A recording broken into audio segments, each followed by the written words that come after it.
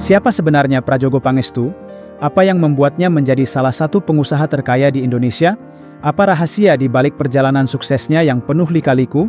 Dalam kisah ini, kita akan menjelajahi perjuangan Prajogo dari awal yang sederhana hingga menjadi tokoh besar di dunia bisnis. Prajogo Pangestu lahir dengan nama Fang Jomven pada 13 Mei 1944 di Sambas, Kalimantan Barat, berasal dari keluarga sederhana.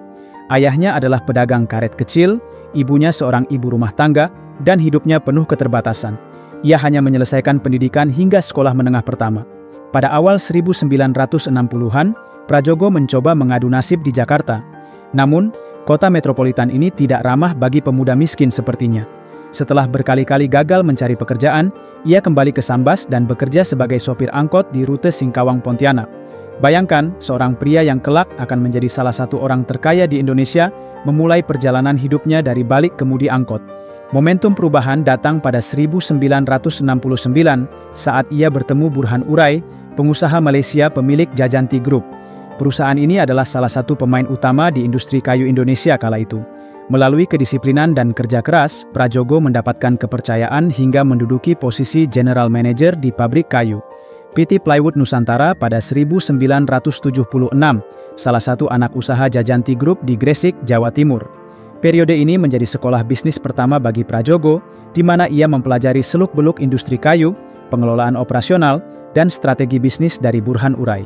Setelah 7 tahun bekerja di Jajanti Group, pada 1977, Prajogo memutuskan mengambil risiko besar, dia mendirikan perusahaannya sendiri. Ia membeli sebuah perusahaan kecil bernama CV Pacific Lumber Co. yang kemudian diubah namanya menjadi PT Barito Pacific Lumber. Berbekal pinjaman bank, Prajogo memulai bisnisnya dari nol. Dalam waktu singkat, ia berhasil mengubah perusahaan kecil tersebut menjadi salah satu pemain utama di industri kayu Indonesia, dengan menguasai konsesi hutan lebih dari 6 juta hektar pada puncaknya. Krisis ekonomi 1998 menjadi ujian berat bagi Barito Pacific. Harga kayu anjlok dan banyak perusahaan besar gulung tikar. Prajogo, yang selama ini berjaya di bidang perkayuan, menghadapi tantangan besar untuk bertahan. Barito Pacific mengalami tekanan finansial yang besar, namun disinilah karakter visioner Prajogo terlihat. Ia mengambil langkah strategis dengan mengalihkan fokus ke sektor petrokimia.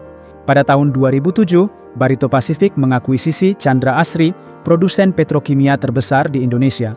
Langkah ini bukan hanya menyelamatkan perusahaan dari kebangkrutan, tetapi juga membuka jalan baru di industri yang lebih stabil dan bernilai tinggi.